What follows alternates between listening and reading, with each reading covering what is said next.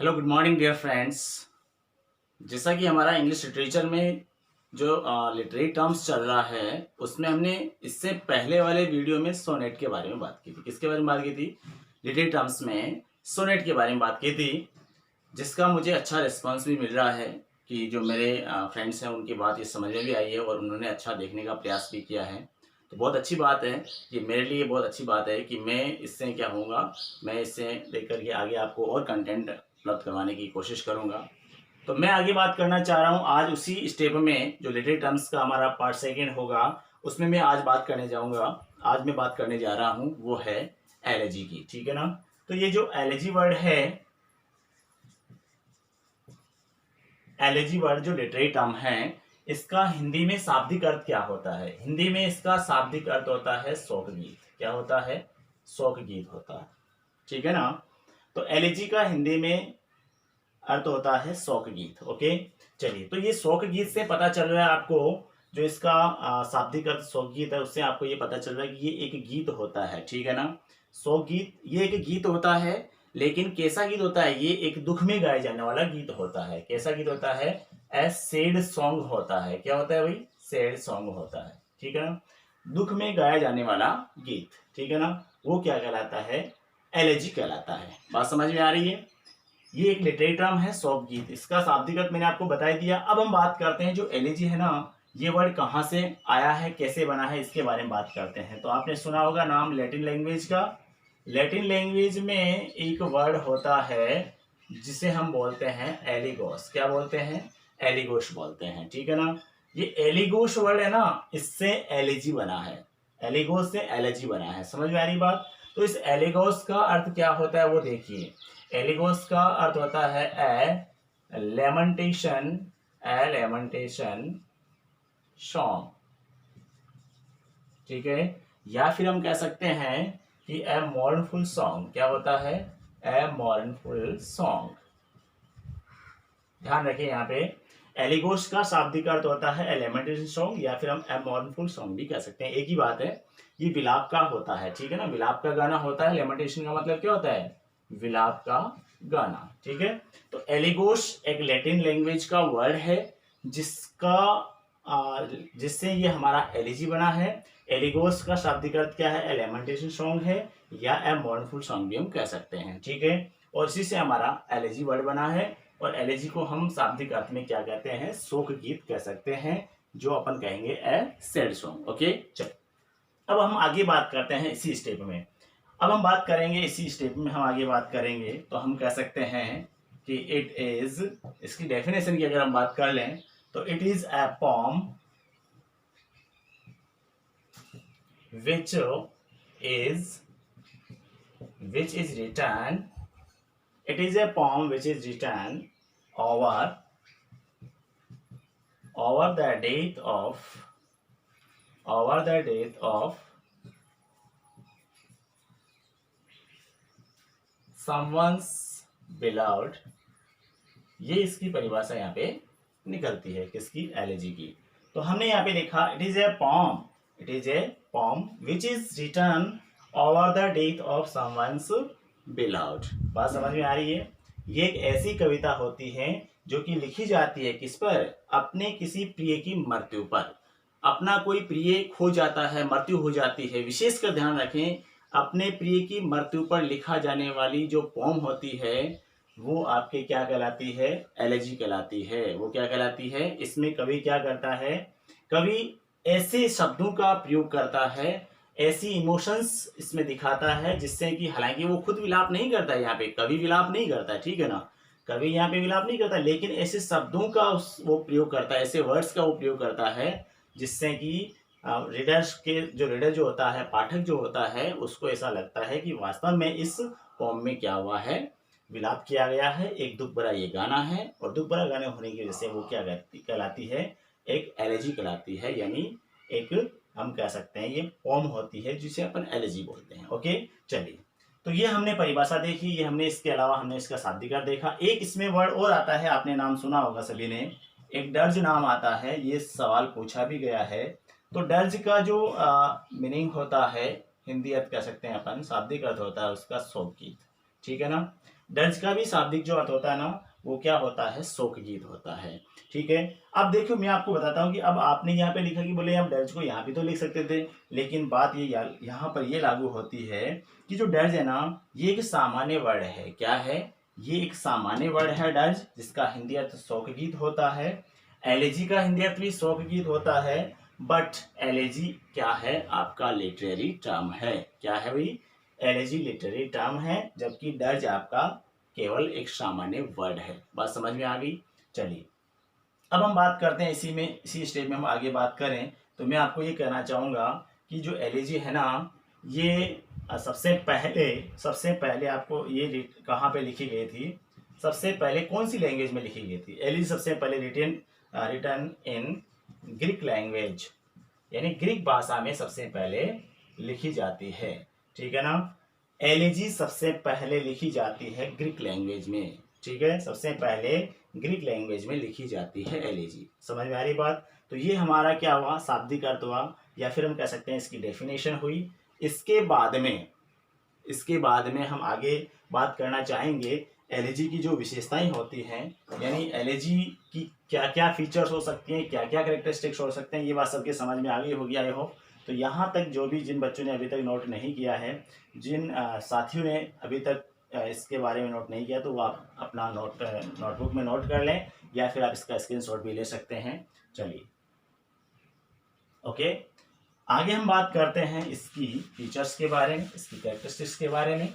Elegy तो मैंने आपको बताया कि शाब्दिक अर्थ बता दिया, इसकी डेफिनेशन बता दी, डर्ज के बारे में बता दिया, और इसकी शुरुआत कौन सी लैंग्वेज में हुई वो भी मैंने आपको बता दिया। ठीक है, अब हम बात करते हैं इसकी कैरेक्टरिस्टिक्स की। ठीक है, इसकी कैरेक्टरिस्टिक्स के बारे में बात करें, कैरेक्टरिस्टिक्स ऑफ एलेजी, एलेजी की विशेषताएं।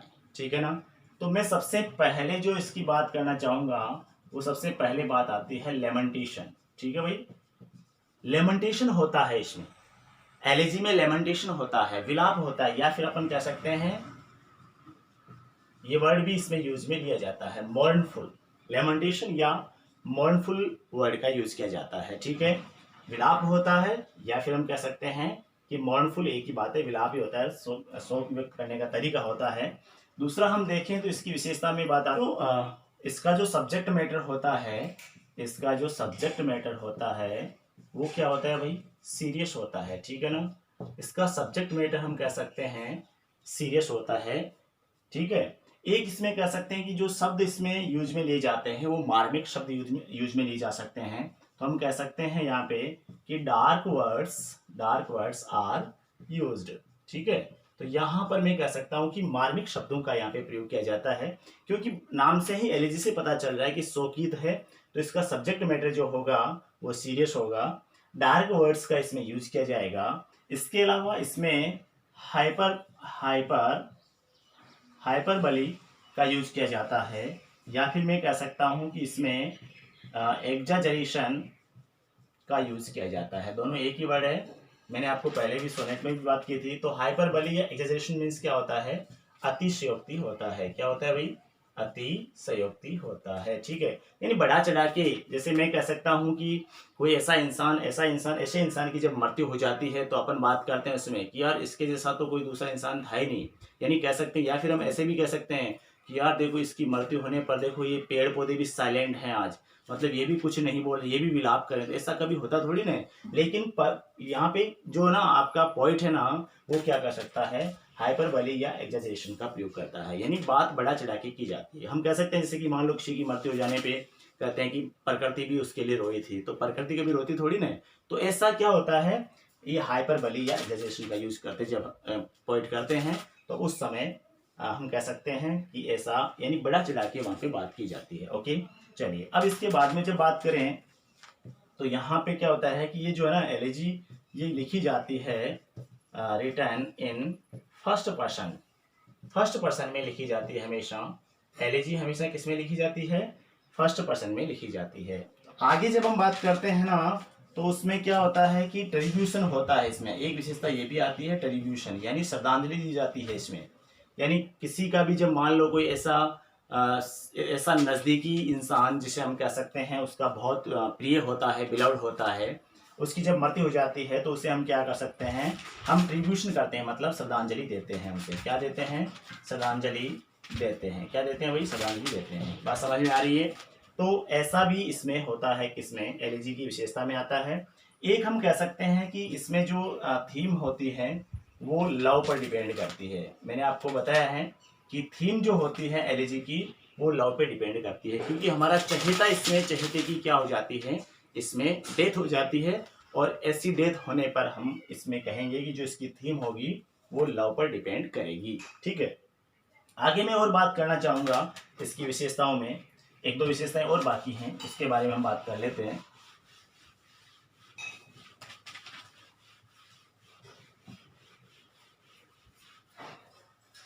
इसमें एक बात आती है कि जो आपके एलर्जी है ना, ये एलर्जी जो है इसमें हम कह सकते हैं कि किसी प्रकार का पॉइंट जो होता है ना, पॉइंट डजेंट कह सकते हैं हम, पॉइंट कह सकते हैं डजेंट फॉलो,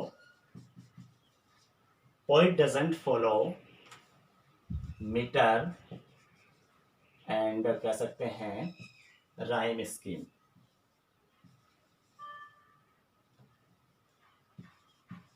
राइम स्ट्रक्चर। कवि यहाँ पे कहता है कि poet doesn't follow metre and rhyme structure. इसमें किसी प्रकार का हम कह सकते हैं कि राइम स्ट्रक्चर और मीटर स्ट्रक्चर का किसी प्रकार का फॉलो नहीं किया जाता है, ये भी इसमें बात कर सकते हैं। इसके अलावा हम कह सकते हैं इसकी विशेषता में कि यहाँ पे क्या होता है, यहाँ पे जो पोइट होता है ना वो यहाँ पर यहाँ पे वो बताता है, क्या बताता है, इमोशन जाहिर करता है, इमोशंस प्रदर्शित करता है, इमोशन बताता है। यहाँ पे हम कह सकते हैं पॉइंट एज इमोशंस। हम कह सकते हैं आगे नॉट ए स्टोरी, स्टोरी के रूप में नहीं कहता है, क्या करता है, इमोशन बताता है यहाँ पे, है ना। कवि यहाँ पे अपने इमोशंस के बारे में बात करता है, इमोशंस झलकता है इस पोएम के माध्यम से, है ना। इस एलिजी के माध्यम से कवि का इमोशन वहाँ पे क्या होता है, प्रदर्शित होता है। कहानी यहाँ पे नहीं बताई जाती है, कहानी का प्रदर्शन नहीं होता है, केवल इमोशन का प्रदर्शन होता है। ध्यान रखिए बात ये। एक इसमें जो इम्पोर्टेंट बात आ रही है वो मैं आपको बताना चाहूँगा कि वो होता है, जैसे एक मैं आपको बात करना चाहूँगा यहाँ पे एलेजिक स्टेंजा के बारे में बात करना चाहूँगा। स्टेंजा जो होता है, एलेजिक स्टेंजा क्या होता है, ध्यान दें यहाँ पे। एलेजिक स्टेंजा एक कोई भी एलेजी की जो फर्स्ट हम कह सकते हैं, फर्स्ट जो 4 लाइन होती है वो क्या कहलाती है, फर्स्ट 4 लाइंस जो होती है ना एलेजी की, वो एलेजिक स्टेंजा कहलाती है। क्या कहलाती है? एलेजिक स्टेंजा कहलाती है। ये क्वेश्चन पूछा हुआ भी है, ठीक है। तो हम बात कर सकते हैं कि जो प्रथम 4 लाइन होती है ना एलेजी की, वो क्या कहलाती है, वो कहलाती है एलेजिक स्टेंजा कहलाती है। ध्यान रखें, तो इस बात का आपको विशेष ध्यान रखना है।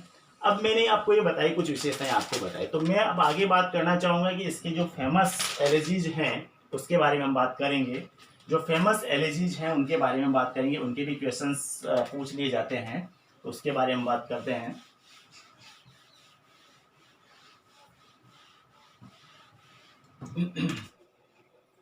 तो डियर फ्रेंड्स, मैंने अभी बात की थी फेमस एलिजीज के बारे में, तो जिसमें मैं आपको बताना चाह रहा हूँ विशेष इंपॉर्टेंट भी हैं।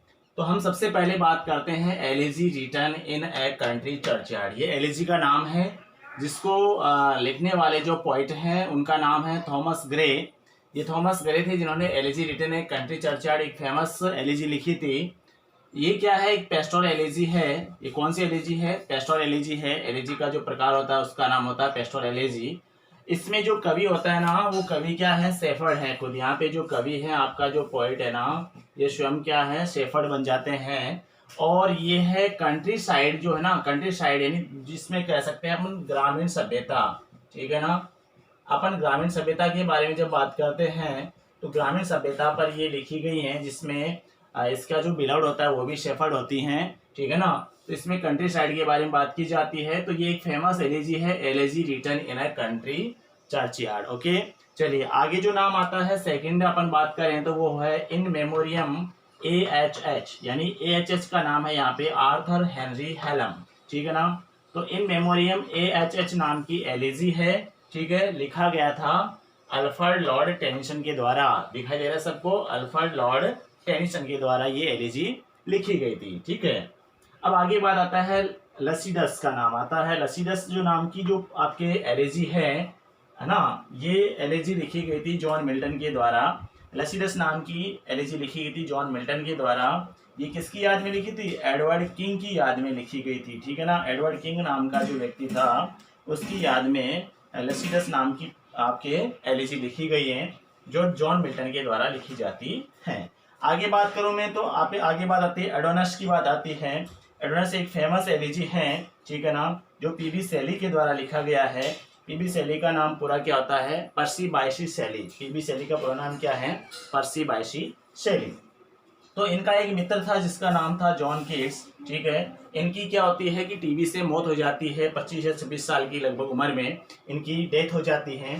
तो ये इनके फ्रेंड थे शैली के, और अच्छे फ्रेंड थे, तो उनकी याद में एडोनस नाम की इन्होंने क्या की थी? एलिजी लिखी थी। आगे बात करूं मैं तो यहाँ पे आता है एक फेमस एलिजी का नाम और आता है, जिसमें नाम आता है कैप्टन माई कैप्टन। ठीक है ना, ये वाल्ट व्हिटमैन के द्वारा लिखी जाती हैं। ये एलिजी वाल्ट व्हिटमैन के द्वारा लिखी जाती हैं, और ये अब्राहम लिंकन की याद में और कैप्टन माई कैप्टन नाम की एलिजी लिखी गई थी। बात समझ में आ गई?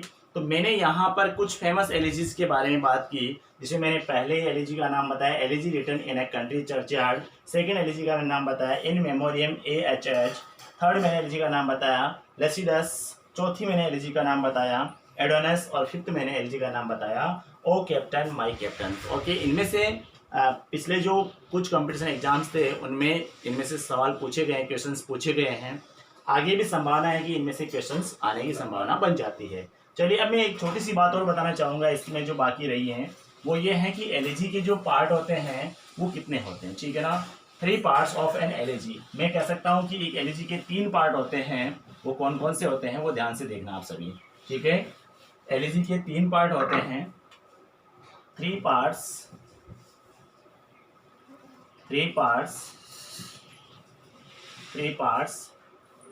Of an elegy. एक एलिजी के 3 भाग होते हैं। जो पहला भाग होता है वो लेमेंटेशन का होता है। कौन सा होता है भाई? लेमेंटेशन का होता है पहला पार्ट। सेकंड जो पार्ट होता है वो एडमायरेशन का होता है, एडमायरेशन होती है उसमें। और थर्ड पार्ट में क्या होता है?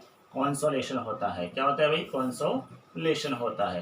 तो मैं कहूँ यहाँ पे पहले पार्ट में लेमेंटेशन विलाप दिया जाता है, सेकंड पार्ट में एडमायरेशन होती है, प्रशंसा होती है, और थर्ड पार्ट में कॉन्सोलेशन यानी निष्कर्ष दिया हुआ रहता है। मैं अब आपको ये कह सकता हूँ कि आई होप मैंने जो भी आपको एलिजी के बारे में कंप्लीट बातें बताई अच्छे से समझ में आपके आ चुकी हैं। अब मैं आगे आपको ये बात कहना चाहूँगा कि अभी तक जिसने भी मेरे चैनल को सब्सक्राइब नहीं किया है, तो मैं कहना चाहूँगा कि प्लीज़ मेरे English with Girdhar sir channel को सब्सक्राइब अवश्य करें, और अपने फ्रेंड्स के साथ में शेयर अवश्य करें, लाइक भी करें। और आगे अपन और बात करेंगे ऐसे ही लिटरेरी टर्म्स के बारे में, जिसमें बाकी रहा हुआ है ड्रामा और ए शॉर्ट स्टोरी। ठीक है ना, उनमें से अपन एक लिटरेरी टर्म्स को ले लेंगे अगले वीडियो में। Thank you very much. Okay.